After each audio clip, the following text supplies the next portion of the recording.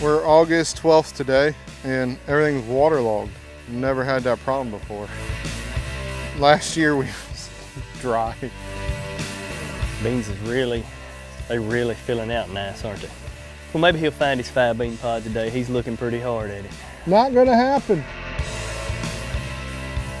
Are you really pulling up plants already? You can't have nothing.